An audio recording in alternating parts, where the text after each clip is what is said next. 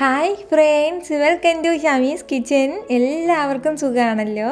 ഇന്ന് നമ്മൾ തയ്യാറാക്കുന്നത് നമ്മുടെ എല്ലാവരുടെയും പ്രിയപ്പെട്ടതും എല്ലാവർക്കും ഒരുപോലെ ഇഷ്ടമാവുന്ന വളരെ സിമ്പിളായിട്ട് തയ്യാറാക്കി എടുക്കാനും പറ്റുന്ന നല്ലൊരു പാൽപ്പേടയാണ്. അപ്പോൾ നമുക്ക് വീഡിയോയിലേക്ക് പോകുന്നതിന് മുന്നേ നമ്മുടെ ഈ ഷമീസ് കിച്ചൻ ചാനൽ ഇതുവരെയും സബ്സ്ക്രൈബ് ചെയ്യാത്തവരുണ്ടെങ്കിൽ അല്ലെങ്കിൽ ഇതാദ്യമായിട്ടാണ് കാണുന്നതെങ്കിൽ പ്ലീസ് ഒന്ന് സബ്സ്ക്രൈബ് ചെയ്തേക്കണേ. കൂടെ തന്നെ ആ തൊട്ടടുത്ത് കാണുന്ന ബെല്ലൈക്കനിൽ ഓൾ കൂടി ഒന്നും മറക്കാതെ പ്രസ് ചെയ്തേക്കണം. എന്നാൽ ശരി, നമുക്ക് വേഗം വീഡിയോയിലേക്ക് പോകാം. നമ്മുടെ പാൽപ്പേട തയ്യാറാക്കിയെടുക്കാൻ വേണ്ടിയിട്ട് ഞാനിപ്പോൾ ഒരു കടായി അടുപ്പത്തേക്ക് വെച്ചിട്ടുണ്ട്. അതിലേക്ക് ഫസ്റ്റ് നമുക്ക് ചേർത്ത് കൊടുക്കേണ്ടത് പാലാണ്. ഞാനിപ്പോൾ ഒരു 1/4 കപ്പ് അളവിൽ പാലെടുത്തിട്ടുണ്ട്. അത് നമുക്ക് ഇതിലേക്ക് ചേർത്ത് കൊടുക്കാം. ഇനി നമുക്ക് വേണ്ടത് ഈ പാലൊക്കെ നന്നായിട്ടൊന്ന് ചൂടായിട്ട് വരണം. ചെറുതായിട്ടൊന്ന് ചൂടായിട്ട് വന്നതിന് ശേഷം നമുക്കിതിലേക്ക് ആവശ്യത്തിനുള്ള മധുരം കൂടി ചേർത്ത് കൊടുക്കണം. നമ്മുടെ പാലെല്ലാം ഇതുപോലെ ചെറിയ രീതിയിലൊന്ന് ചൂടായി കഴിഞ്ഞാൽ പിന്നെ നമുക്കിതിലേക്ക് വേണ്ടത് പഞ്ചസാരയാണ്. ഞാനിപ്പോൾ ഒരു 1/2 കപ്പ് അളവിലാണ് പഞ്ചസാര എടുത്തിട്ടുള്ളത്. അപ്പോൾ നമ്മൾ ഈ തയ്യാറാക്കുന്ന ഈ ഒരു അളവിന് ഈ ഒരു 1/2 കപ്പ് അളവിൽ പഞ്ചസാര തന്നെ ധാരാളമാണ്. നല്ല കറക്റ്റ് മധുരം ഉണ്ടാവും. അപ്പോൾ അതുകൂടി ചേർക്കാം. പഞ്ചസാരയും ചേർത്ത് കൊടുത്തതിന് ശേഷം വീണ്ടും നമ്മൾ ചെറുതായിട്ട് ഇളക്കി കൊടുക്കണം. ഈ പഞ്ചസാര എല്ലാം നല്ലതുപോലെ ഒന്ന് ഉരുകി നമ്മൾ പാലിലേക്ക് ചേരണം. അതിന് വേണ്ടിയിട്ടാണ്. ഇപ്പോൾ നമ്മുടെ പാലും പഞ്ചസാരയൊക്കെ നന്നായിട്ടൊന്ന് തിളച്ച് വരികയാണ്. അപ്പോൾ ഇതുപോലെ ഒന്ന് തിളച്ച് കഴിഞ്ഞാൽ പിന്നെ നമുക്ക് ഫ്ലെയിം കുറച്ച് വെച്ച് കൊടുക്കാം. ഫ്ലെയിം കുറച്ച് വെച്ച് കൊടുത്തതിന് ശേഷം പിന്നെ നമുക്കിതിലേക്ക് വേണ്ടത് ഒരു 1/2 കപ്പ് അളവിൽ പാൽപ്പൊടിയും കൂടിയാണ്. ഈ പാൽപ്പൊടിക്ക് പകരം നമുക്ക് പാലും തയ്യാറാക്കാവുന്നേ ഉള്ളൂ. ഇനിയിപ്പം പാലും പാൽപ്പൊടിയൊന്നും ഇല്ലെങ്കിലും നമുക്ക് പാൽപ്പേട സുക്കായിട്ട് തയ്യാറാക്കി എടുക്കാവുന്നേ ഉള്ളൂ. അപ്പോൾ അതെങ്ങനെയാണെന്ന് ഞാൻ പിന്നീട് പറഞ്ഞു തരാം. ഞാനിപ്പോൾ 1/2 കപ്പ് അളവിലാണ് പാൽപ്പൊടി എടുത്തിട്ടുള്ളത്. അപ്പോൾ ഈ 1/2 കപ്പിന് പകരം നമുക്ക് 1/2 കപ്പ് അളവിൽ പാൽപ്പൊടിയും തയ്യാറാക്കാവുന്നതേ ഉള്ളൂ. അപ്പോൾ ഇത് നമുക്ക് ഇതിൻ്റെ കൂടെ ചേർത്ത് കൊടുക്കാം. പാൽപ്പൊടി ചേർത്ത് കൊടുത്തതിന് ശേഷം പിന്നീട് നമുക്ക് നന്നായിട്ട് ഇതൊന്ന് മിക്സ് ചെയ്തെടുക്കണം. അപ്പോൾ ലോ ഫ്ലെയിമിൽ വെച്ചിട്ട് വേണം നമ്മളിത് നന്നായിട്ടൊന്ന് മിക്സ് ചെയ്തെടുക്കാനായിട്ട്. അപ്പോൾ ഞാൻ പറഞ്ഞല്ലോ, പാൽപ്പൊടിയും പാലും ഒന്നും ഇല്ലെങ്കിലും നമുക്ക് പാൽപ്പേട സൂപ്പറായിട്ട് അതേ ടേസ്റ്റിൽ തയ്യാറാക്കി എടുക്കാമെന്ന്. അപ്പോൾ ഇതിന് മുമ്പ് ഞാൻ റെസിപ്പി അപ്ലോഡ് ചെയ്തിട്ടുണ്ടായിരുന്നു. നമ്മുടെ മൈദാ മാവിൽ നല്ല സൂപ്പറായിട്ടുള്ള പാൽക്കോവ തയ്യാറാക്കി എടുക്കാം. ഏകദേശം 1 മില്യണിൽ കൂടുതൽ വ്യൂസ് കിട്ടിയ നല്ല സൂപ്പർ ടേസ്റ്റി ആയിട്ടുള്ളൊരു പാൽപ്പേടയാണത്. ഉറപ്പായിട്ട് ഇതുവരെ അത് കണ്ടിട്ടില്ല എന്നുണ്ടെങ്കിൽ നിങ്ങളൊന്ന് കണ്ടു നോക്കണം. അതിന് ശേഷം ട്രൈ ചെയ്ത് നോക്കണം. ഇങ്ങനെ വായിലിട്ടാൽ ഇങ്ങനെ അലിഞ്ഞു പോകും എന്ന് പറയുന്ന ആ ഒരു ടേസ്റ്റിലുള്ള പാൽക്കോവയാണത്. അപ്പോൾ അതിൻ്റെ ലിങ്ക് ഞാൻ ഡിസ്ക്രിപ്ഷൻ ബോക്സിൽ കൊടുത്തിരിക്കാം. കൂടെ തന്നെ പിൻ ചെയ്തും വെക്കാം. ഇതുപോലെ ലോ ഫ്ലെയിമിൽ വെച്ചിട്ട് നമ്മൾ നന്നായിട്ടൊന്ന് മിക്സ് ചെയ്ത് കൊടുക്കുമ്പോഴത്തേക്കും കട്ടയൊന്നും കിട്ടാതെ ഇങ്ങനെ നല്ല ക്രീമി ആയിട്ട് നമുക്ക് കിട്ടും. ഇനി നമുക്ക് വേണ്ടത് ലോ ഫ്ലെയിമിൽ നിന്ന് ഒരല്പം കൂടി ഫ്ലെയിം കൂട്ടി വെക്കാം. ഒരുപാട് വേണ്ട, വളരെ കുറച്ച് മാത്രം ഫ്ലെയിം കൂട്ടി വെച്ച് കൊടുത്തതിന് ശേഷം വീണ്ടും നമുക്ക് നന്നായിട്ട് ഒന്ന് മിക്സ് ചെയ്ത് കൊടുത്തുകൊണ്ടേ ഇരിക്കണം. അപ്പോഴത്തേക്കും നമ്മളിതിലേക്ക് ചേർത്തിട്ടുള്ള പഞ്ചസാരയും പാലും ഒക്കെ ഒന്നുകൂടി വറ്റിയിട്ട് നല്ല സൂപ്പറായിട്ട് കട്ടിയായിട്ട് കിട്ടും. ഒരുപാട് ഫ്ലെയിം വെക്കരുത്, എങ്കിൽ പിന്നെ പാൽപ്പൊടിയാണ് അതിൻ്റെ പേരിൽ അടുക്കി പിടിക്കും.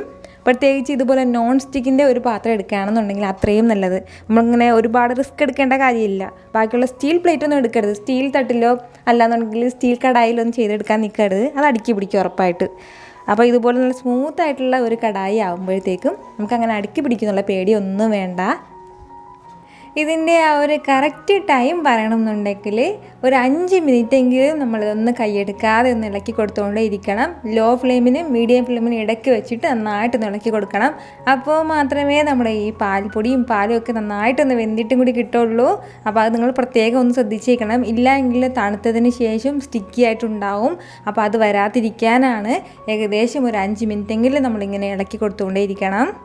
അപ്പോൾ ഈ ഒരു സ്റ്റേജ് ആകുമ്പോഴത്തേക്കും നമ്മൾ ഇടയ്ക്കിടയ്ക്ക് 1 ടീസ്പൂൺ അളവിൽ നെയ്യ് കൂടി ചേർത്ത് കൊടുത്തിട്ട് വേണം നമ്മളിത് വീണ്ടും ഒന്ന് ഇളക്കി കൊടുക്കാനായിട്ട്.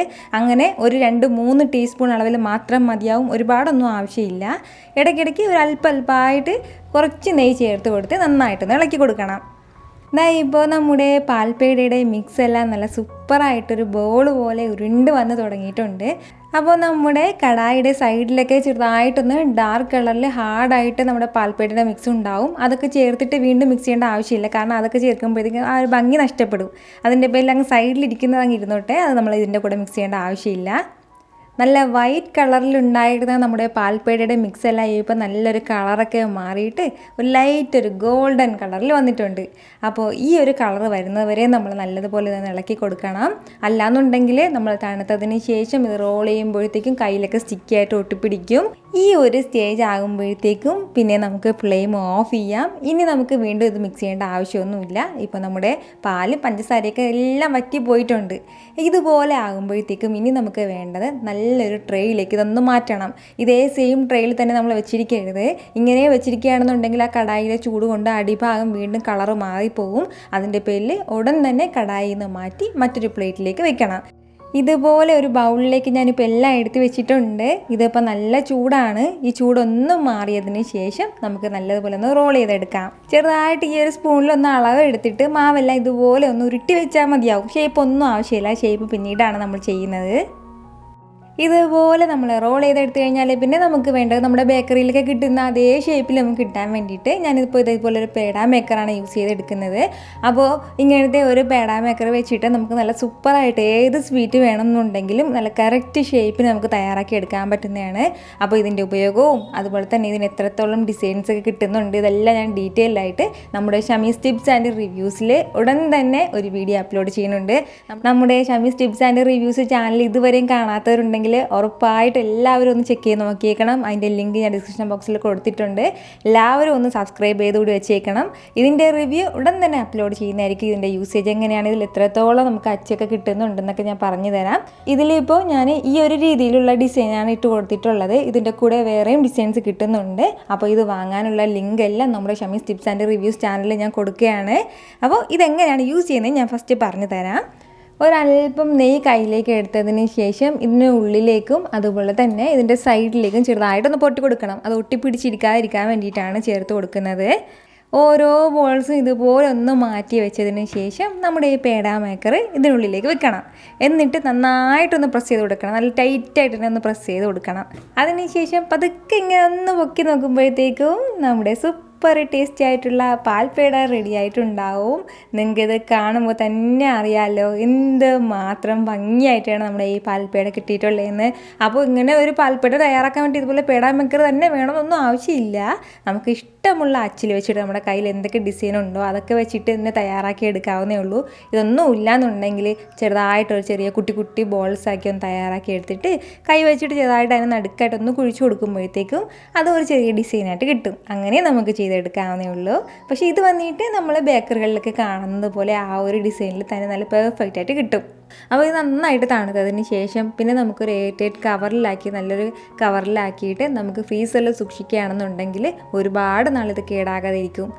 ഫ്രിഡ്ജിലെ താഴെ നമുക്ക് സാധാരണ കൂളിംഗ് വരുന്നത് മാത്രമല്ല, അവിടെയല്ല ഫ്രീസറിൽ തന്നെ നമ്മൾ സൂക്ഷിക്കണം. അപ്പോഴാണ് നല്ല പെർഫെക്റ്റ് ആയിട്ട് ഉണ്ടാകുന്നത്. സാധാരണ നമ്മൾ ചോക്ലേറ്റൊക്കെ ഫ്രീസറിൽ വെച്ച് കഴിക്കുമ്പോഴത്തേക്കും നല്ലൊരു കടുമുടാന്നുണ്ടാവില്ലേ, ആ ഒരു അതുപോലെ തന്നെ അത്രയ്ക്കും ടേസ്റ്റി ആയിട്ടാണ് ഇതുണ്ടാകുന്നത്. ഉറപ്പായിട്ട് ഇതുപോലെ ട്രൈ ചെയ്തിട്ടില്ലാത്തവരൊന്നും ട്രൈ ചെയ്ത് നോക്കണം. അതിനുശേഷം നിങ്ങളുടെ ഫീഡ്ബാക്ക് എനിക്ക് മറക്കാതെ ഒന്ന് അറിയിക്കുകയും വേണം. ഈ വീഡിയോ നിങ്ങൾക്ക് ഇഷ്ടമായിട്ടുണ്ടെന്നാണ് എൻ്റെ വിശ്വാസം. ഇഷ്ടമായാൽ ഇതൊന്ന് ലൈക്ക് ചെയ്തേക്കണം. ഇത് മറ്റുള്ളവരും കാണണമെന്ന് ആഗ്രഹിക്കുന്നുണ്ടെങ്കിൽ നിങ്ങളുടെ ഫ്രണ്ട്സിനും ഫാമിലിക്കും എല്ലാവർക്കും ഒന്ന് ഷെയർ ചെയ്ത് കൊടുക്കാനും മറക്കരുത്. വീണ്ടും നല്ലൊരു ഉഷാർ വീഡിയോ ആയിട്ട് ഞാൻ വരുന്നതായിരിക്കും. അതുവരേക്കും എല്ലാവരും ഹാപ്പി ആയിട്ടിരിക്കുക, സന്തോഷമായിട്ടിരിക്കുക, എല്ലാവരും സേഫ് ആയിട്ടിരിക്കണം. Take care friends.